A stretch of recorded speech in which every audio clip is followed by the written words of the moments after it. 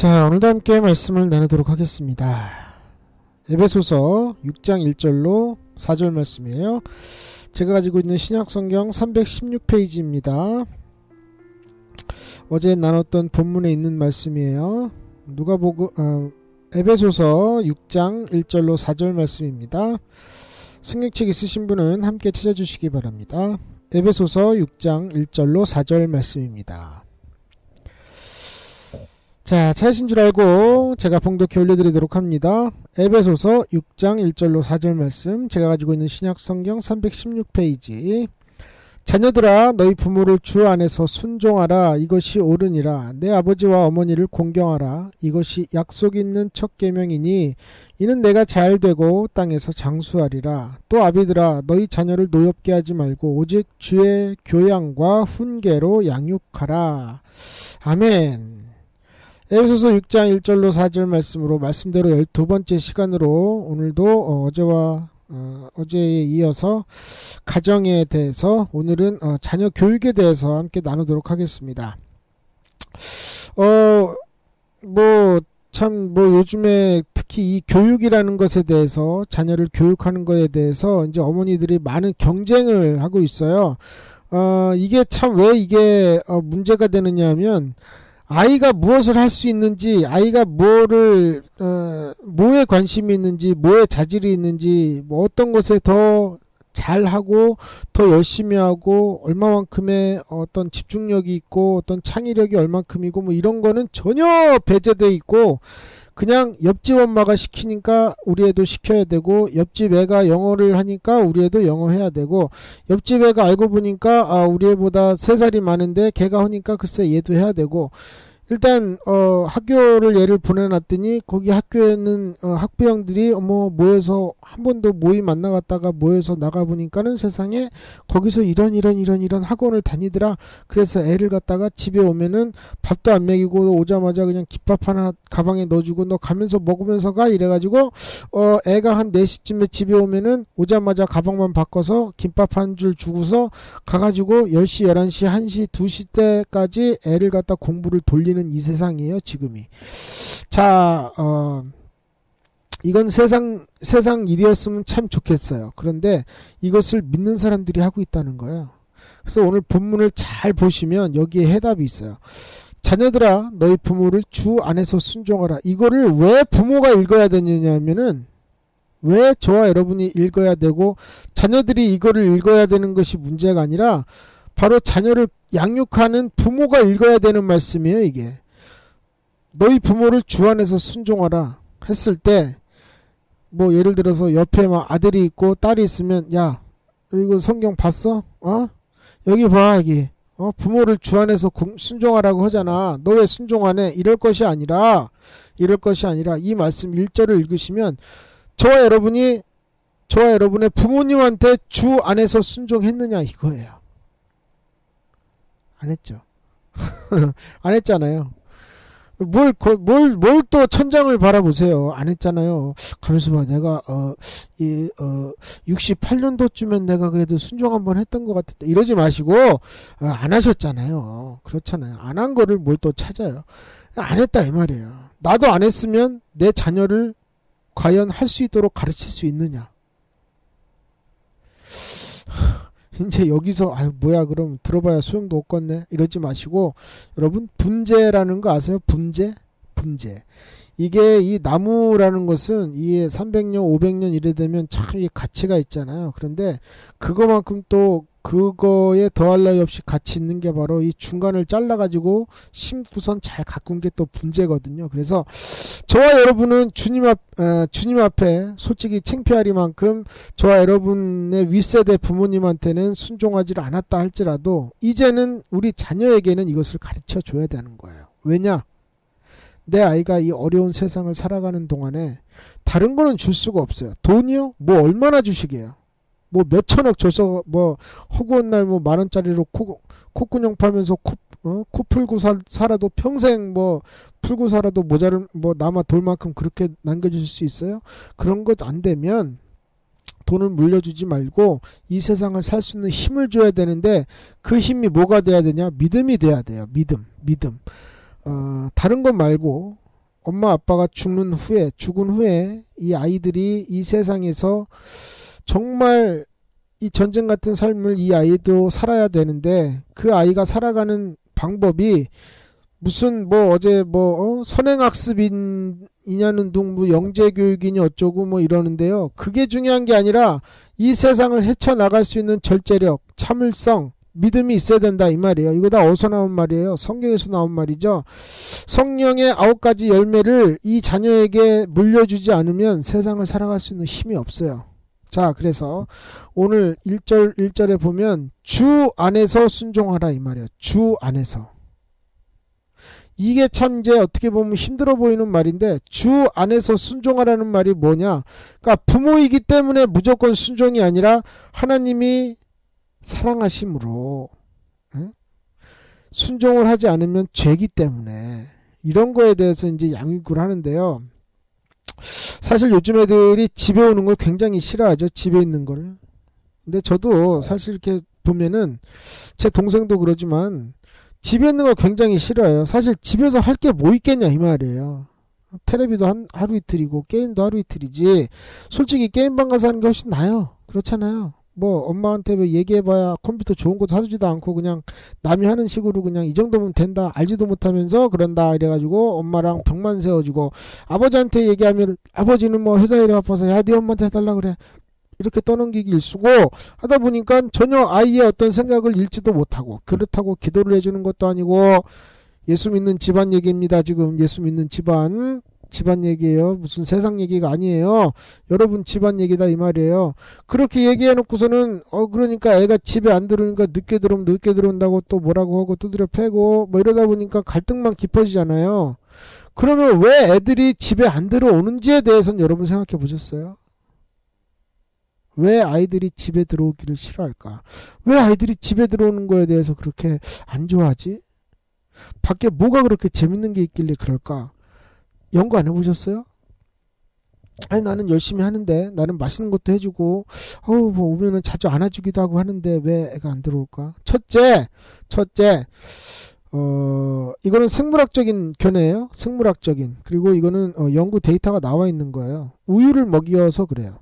첫째는 그래서 그럼 우유 먹인 사람은 가능성 없는 건가요? 뭐 이러지 마시고 나중에 다 가능성 있어요. 걱정하지 마시고 끝까지 들어주시면 돼요.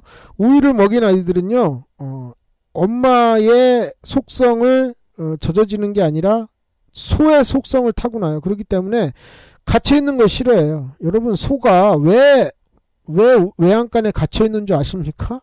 소가 그게 힘이 없어서 못 뚫고 나가는 게 아니에요. 꼬투리에다가 이 나무로다가 혹은 그 쇠로다가 코를 갖다 뚫어가지고 줄을 매놓으니까 그게 아파서 못 나가는 거지. 아니 소가 힘이 없어서 그까짓 거 뭐 나무 하나 걸쳐놓은 거 그거 못 뚫고 나가겠어요? 여러분 동물은요 원래 이렇게 가둬놓을 수가 없는 존재들이에요. 동물은. 그런데 우리 아이들에게 소젖을 먹이죠. 우유를. 왜 먹이죠? 옛날에는 이제 저희 어머니만 같아도 몸이 워낙 약해서 모유가 안 나왔대요. 그래서 저 같은 경우는 딱 2번 빨아봤답니다. 제 생전에. 지금 물론 뭐 저도 생전에 지금도 생전이긴 하지만 살아있긴 하지만 아무튼 제가 살아있는 동안 저희 어머님의 젖을 빨아본 거는 제가 2번을 빨았다네요. 근데 젖이 하도 안 나와서 이제 그때부터 분유를 먹였다는데 그래서 저희 어머니하고 저하고는 완전히 달라요. 저희 어머니는 키가 150cm가 되지 않습니다. 근데 저는 180이 넘어요. 그래서 이런 것만 봐도 벌써 소의 속성을 타고난 거예요, 제가. 그러면 이제 옛날엔 그렇다 치고 요즘에는 먹을 것도 풍부하고 식량이 많은 지금 이 시대에 지금 20, 30대 주부들이 왜 아이들에게 젖을 안 먹이죠? 나 참 그 얘기 듣고 너무 놀랐어요. 젖 모양이 이상해질까봐 안 먹인답니다. 젖 모양이 이상해질까봐. 세상 얘기는 그렇다 치고 그러면 예수 믿는 집안에서 모유를 안 먹이면 어떤 일들이 벌어지는 줄 아십니까? 자, 여러분 혹시 어머님의 가슴에 귀를 대고 이렇게 느껴본 적이 있으십니까? 커서 어머니 가슴에 이렇게 귀를 대고 느끼시면 적어도 3가지가 느껴집니다. 첫째, 어머니의 박동 소리가 들립니다. 그렇죠? 어머니 박동 소리. 그리고 2번째, 어머니의 숨소리가 들려요. 숨소리. 세 번째는 어머니의 따뜻한 체온이 느껴집니다. 이것을 언제부터 느끼죠? 예, 태아 때 엄마 뱃속에 있을 때 느끼는 것이 이 세 가지예요. 그래서 아이들은 막 울고 불고 별짓을 다 해도 엄마가 그 우는 애를 가져다가 앞섬을 풀어헤치고 젖을 갖다 물리면 그때만큼 편안한 게 없어요. 왜? 얼마 전까지 들었던 엄마의 체온, 엄마의 맥박, 엄마의 숨소리를 듣기 때문에 그런 거예요. 굉장히 안정돼 있죠. 이런 아이들은요, 나이가 먹어서도 엄마와의 사랑을 떼어낼 수가 없어요. 왜냐하면 엄마의 온기를 기억하고 엄마의 맥박을 기억하고 엄마의 숨소리를 기억하고 있는 아이들은요, 절대로 물론 친구가 좋아지겠죠. 물론 뭐 연예인이 좋아지겠죠. 세상에 더 즐거운 게 많겠죠. 물론 집보다는. 그래도 엄마의 품을 그리워할 수밖에 없는 거예요. 그래서 남자들이 나이 먹으면, 남자들이 막 50, 60 먹으면 엄마가 그리워지는 게 그런 거거든요. 이게 허해지고 좀 뭔가 해볼 만한 거 다 해보고 이제 갈 데 없으니까 찾는 게 엄마다 이 말이에요. 엄마의 가슴을 찾는다 이 말이에요. 그래서 여러분이 모유 먹이는 게 왜 이렇게 중요한 거냐면 바로 그런 거예요. 또 하나 성경적으로 봅니다. 생물학적으로는 모유가 중요하고 성경적으로 봤을 때 성경적에는 이제 대표적인 이제 엄마들이 있어요. 엄마 주자들이 첫째로는 이제 사실 아담 하와 이랬으면 좋겠는데 글쎄요, 제 견해상으로는 하와는 그렇게 좋은 엄마는 아니에요. 왜냐하면 첫째가 둘째 때려 죽일 때까지 눈치를 못 챘으니까. 예, 몰라요.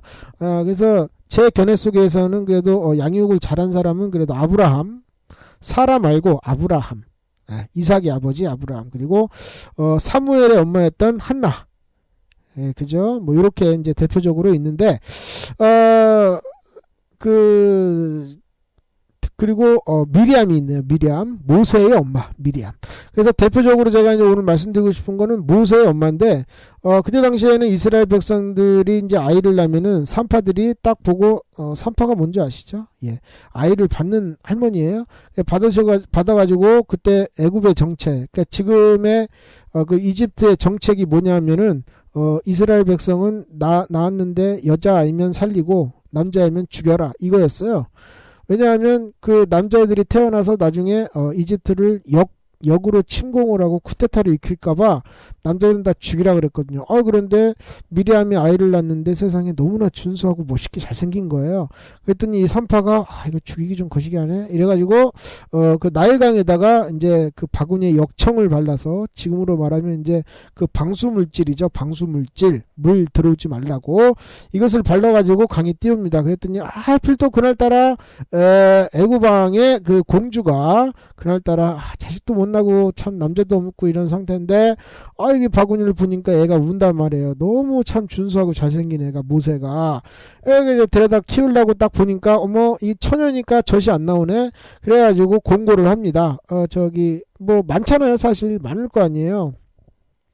아들을 낳고 죽인 엄마들이 많을 거 아니에요. 아들을 낳은 다음에 죽인 엄마. 그러니까 젖이 도는 엄마들이 많을 거 아니에요. 그런데 얼마나 감사한지 여러분 인류 역사 이래로 젖 먹이면서 자기 아들 자기가 젖 먹이면서 엄마가 월급 받은 엄마는 미리암밖에 없다 이 말이에요. 이 공주가 미리암을 이제 어떻게 거시기 이렇게 저렇게 해가지고 하다가 모세의 엄마인 줄 모르고 이걸 데려다가 이제 모세를 키우게 했죠. 젖을 먹이면서. 그 먹이면서 무엇을 했냐? 모세에게 듣거나 말거나 모세에게 했던 말이 있어요. 미리암이 너는 히브리인이다. 너는 하나님의 백성이다. 너는 하나님의 종이다. 네가 이 핍박받는 애굽에서 이스라엘 히브리 사람들을 구원해내야 된다. 이거를 모세가 뭐 듣든 말든 간에 옹알이하는 그 애한테 계속 주입을 시켜준 거예요. 계속.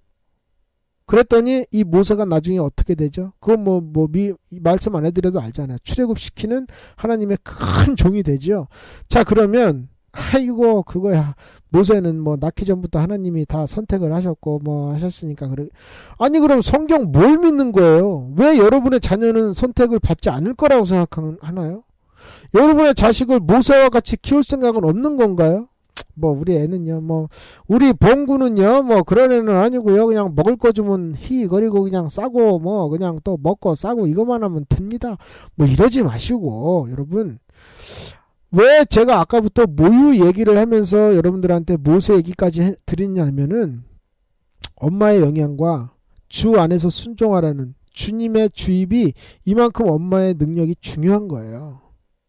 어제도 분명히 말씀드렸어요. 아이들 앞에서 아버지를 공경하는 모습, 존중하는 모습, 아이들 앞에서 엄마를 사랑하고 존중하는 모습을 보여주면 아이들이 굳이 내가 엄마를 잘해야 되겠구나 라고 어서 배워오지 않아도 자연스레 아빠가 하는 것처럼 혹은 엄마가 아빠한테 하는 것처럼 잘할 수밖에 없는 거예요. 마찬가지로 아이가, 여러분 태교 중요하다고 하잖아요. 태교.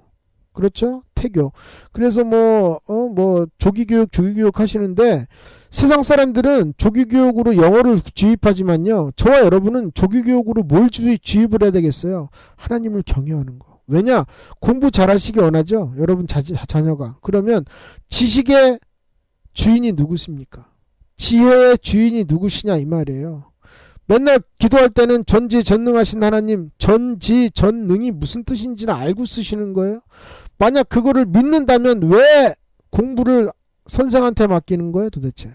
왜 공부를 과외에 맡기는 거고, 왜 공부를 선행학습을 하고, 왜 공부를 학원 선생한테 맡기느냐 이 말이에요. 하나님한테 맡겨야지. 뭘 믿는 거예요? 또 하나, 씨와 밭이 공부를 잘한 씨고 공부를 잘한 밭이면, 그러니까 엄마 아빠가 공부에 소질이 있는 사람이었다면 그 자녀도 당연히 공부 잘하겠죠. 그런데 유전자가 전혀 공부를 안 하는 사람인데, 야 그래도 너만은 우리 집안에 참 부배고 참 너만은 그래도 우리 집안을 일으켜야 되지 않겠냐 이래가지고, 아니 아빠도 머리가 참 거식이고 엄마도 참 껄쩍지근한데 애한테 이것을 갖다가 하라고 하면, 아니 무슨 머리에 뭐가 들어가겠느냐 이 말이에요. 그렇잖아요. 나를 알고 애를 가르쳐야지. 그래서 어릴 때 이 애가 머리가 나쁘든 좋든 간에 이런 건 모르잖아요. 그러니까 태교할 때부터 성경 말씀을 들려주고, 또 어미가 꼭 반드시 모유를 먹이면서 젖 돌아가는데 그 쓸데없는 소리 좀 하지 말고요. 젖 돌아가긴 뭐 젖 돌아가요. 예? 좀 그러지 마시고, 그럼 아이를 낳지를 말아야지. 안 그래요? 교육이라는 것은요, 주님 안에서 하는 것이 교육. 그래서 오늘 본문에 보니까 너희 자녀를 노엽게 하지 말고, 그러니까 쓸데없는 거 애들한테 가르치지 말고 힘들게 하지 말라 이 말이에요. 이 노엽게라는 이 세 글자가 무엇을 뜻하는지 여러분이 정확히 생각하세요. 아이들이 하기 싫은 거 하지 말라 이 말이에요. 아이들을 피곤하게 하지 말고 9살짜리면 9살짜리만큼의 삶을 허락하고 10살이면 10살에 맞도록 해주라 이 말이에요. 10살한테 뭐 12살, 14살짜리의 교육을 시키면 10살짜리가 그거를 받아들이냐 이 말이에요. 엄마는 대학 나왔는데 너는 왜 못해? 그건 엄마 입장이고 그렇잖아요. 그거 왜 애한테, 아니 애가 소유예요? 여러분 소유가 아니잖아요. 부부 중심으로 살면 이런 일이 없는데 애 중심으로 사니까 이게 이제 애를 갖다가 자기 어떤 자랑이나 내가 애 공부를 잘 시켜야 내가 좀 우쭐하니까 내 어깨 면 살리려고 이러고 있으니까 세상에서는 저런 문제가 생겨도 저와 여러분의 삶 속에는 이런 문제가 절대로 생기지 않기를 간절히 소망합니다. 해서 교양과 훈계로 양육하라는 것은 바로 아이를 모유를 먹이면서 엄마의 체온과 엄마의 맥박과 엄마의 숨소리를 들려주고, 지금 아이들이 10살이 됐든 14살이 됐든 뭐 하다못해 질풍노도의 시계가 됐든 가끔 아이들을 끌어안고 여러분 특히 어머니 가슴에 귀를 한번 대보라고 해보세요. 아이들한테. 엄마 왜 그래? 엄마 어색하게 왜 이래? 그러면 돈이라도 주고 너 이거 한번 해주면 엄마가 10,000원 줄게 이러면 안 할래? 그거 없잖아요. 에? 되게 모유 먹인 애들은요 하자 그러면 돈 안 줘도 해요. 느껴봐라. 여기서 엄마 사랑 느껴지니? 좀 이런 어떤 좀 본질적인 이런 사랑, 그리고 아이 좀 이렇게 젖먹이면서 예수님이 우리 영미를 얼마나 사랑했는 줄 알아? 우리 봉구를 얼마나 사랑했는 줄 알아? 예수님께서 우리 봉구 열심히 살고 또 죽으면 천국 오라고 예수님께서 먼저 죽어주셨어. 엄마랑 아빠 얼마나 만나서 얼마나 사랑하고 얼마나 또 행복하게 살 수 있게 해주셨는지 알아? 하나님께서 우리 사랑 안 해주셨으면 얼마나 큰일이 당했었는지 몰라. 그리고 성령님께서 엄마 마음에 오셔서 이렇게도 또 우리 봉구 우리 미영이 주셔서 얼마나 감사한지 몰라. 날마다 애가 듣든지 말든지 날마다 애기 젖 먹이면서 아이랑 놀아주면서 이것이 교육인데 뭐 하나님은 뭐 벌써 애가 뭐 한 초등학교 들어가면 하나님은 애 삶 속에 온데간데 없고 그래놓고서 우리 애는 왜 믿음이 없는지 모르겠네요. 믿음을 가르친 적이 없잖아요.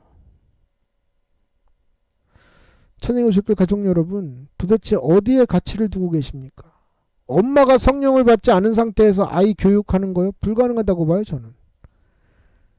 어떻게 성령 받지 않은 엄마가 아이한테 하나님을 가르치고 예수를 가르치고 성령을 가르쳐요? 불가능합니다. 예? 그리고 죄에 대해서 오늘 참 죄에 대해서 말씀을 드려야 되는데 아이들이 예수님을 딱 이제 믿고 나면은 이 죄에 대해서 이 개념을 알려주는 게 참 중요해요. 시간이 좀 없는데 그래도 시간 되는 대로 말씀드릴게요. 이 죄에 대한 개념을 어떻게 설명해야 되냐면 자 엄마가 이제 잠깐 한눈 파는 사이에 아이가 이제 엄마가 잘못 이제 좀 높은 데도 놔야 되는데 낮은 데다가 물감을 놨어요. 예를 들어서 물감을 놨어요. 그랬더니 애가 너무 이제 처음 보는 거니까 너무 신기해서 뚜껑을 어떻게 열어가지고 쭉 짜봤더니 어머나 색깔도 막 회경색색이 막 쭉 짜나오네. 그러니까 너무 좋아갖고 이거 갖다 방바닥에 막 문지르기 시작해요. 뭐 빨간색, 파란색, 뭐 검은색, 노란색 막 이러면서 막 뭐 벽이고 뭐고 막 다 처발라놨어요. 그러면 이게 죄인가요? 죄예요, 아니에요? 만약에 그건 죄입니다 이러시는 엄마는 이 굉장히 승질 급한 양반이고 회개하셔야 되고 그건 죄가 아니죠. 제가 잘못 놓은 실수죠. 이 정도만 해도 상당히 양심이 참 두꺼우신 분이고 양심이 참 탄탄하신 분이고 그건 죄라고 할 수가 없고 아이의 호기심이죠. 이것이 옳은 거예요. 이것이. 근데 아이한테 엄마들이 되게 이게 뭐야? 그러면 애가 이거 뭐 내가 잘못했구나. 그건 잘못한 게 아니에요. 호기심이잖아요. 호기심. 얼마나 신기하면 애가 짜겠어요. 그러면 그때는 차라리 어머 우리 애가 뭐 한 거야? 재밌어? 아유 그래 벽지 어제 새로 발랐는데 거기다 또 이렇게 해놨구나. 뭐 또 바르면 되지 뭐. 이래가지고 아이의 편을 들어주고 하고 나서 죄와 잘못과 실수에 대한 개념을 정확히 해주면 아이가 하나님 앞에 죄를 짓는 것이 무엇인지 알게 되고 생활 속에서 실수가 뭐고 생활 속에서 잘못이 뭐고 또 무엇이 창의력이고 무엇이 이런 건지 아이들이 개념을 잡아가는데 다 엄마 입장에서 지금 내가 설거지하기도 바빠 죽겠는데 내가 이것까지 치워줘야 되냐 이 생각 때문에 아이를 갖다가 훈계를 한다면 그건 죄를 가리키는 게 아니라 죄와 어떤 실수와 아이가 살아가는 삶에 있어서 혼란만 야기한다는 거예요. 참 시간이 약속하지만 아무튼 자녀에 대해서는 토요일날 계속해서 말씀을 드리고요. 아무튼 저와 여러분의 삶 속에서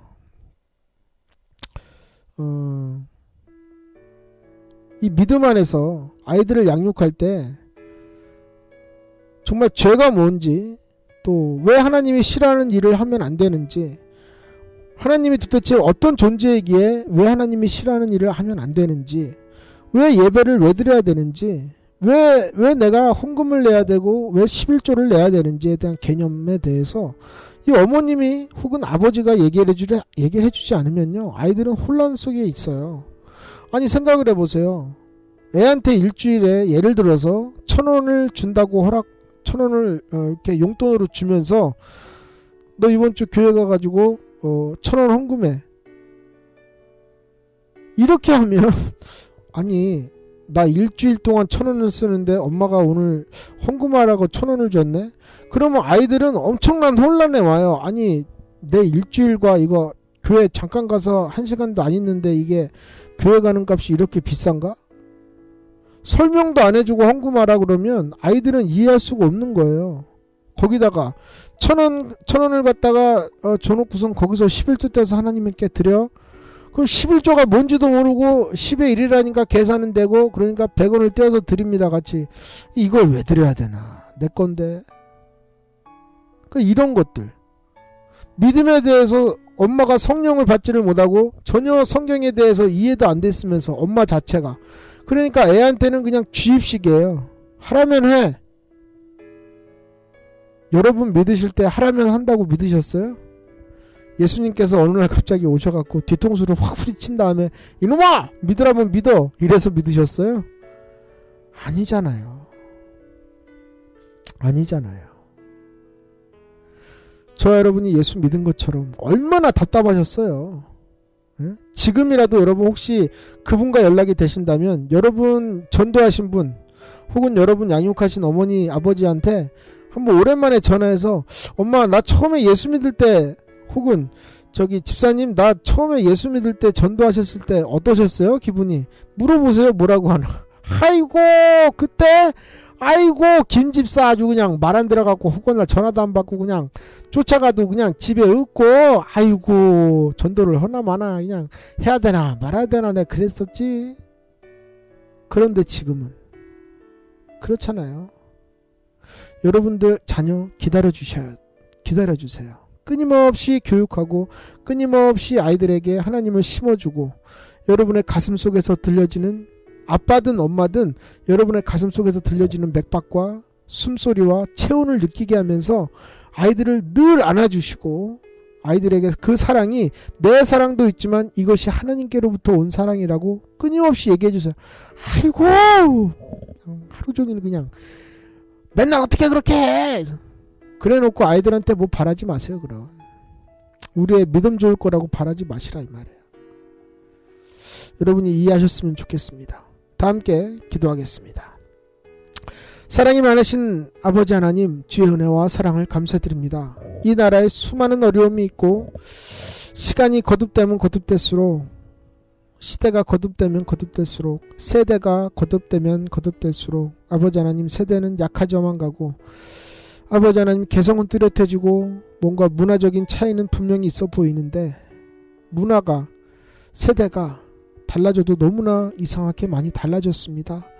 참을성도 절제력도 아무런 사랑도 없이 그저 나 하나 잘 먹고 나 하나 잘 되고 남이야 어떻게 되든 나 하나만 잘 되고 나한테 피해 없으면 그냥 되는 그런 식으로 전혀 협동심도 그냥 모래알같이 콩가루처럼 그렇게 부서져가는 이 사회를 볼 때마다 아버지 하나님 진정 마지막 보루라고 남겨놓으신 저희들 속에 있는 이 믿음이 도대체 무엇을 해야 하는지 아버지 하나님 저들에게 깨닫게 도와주시옵소서.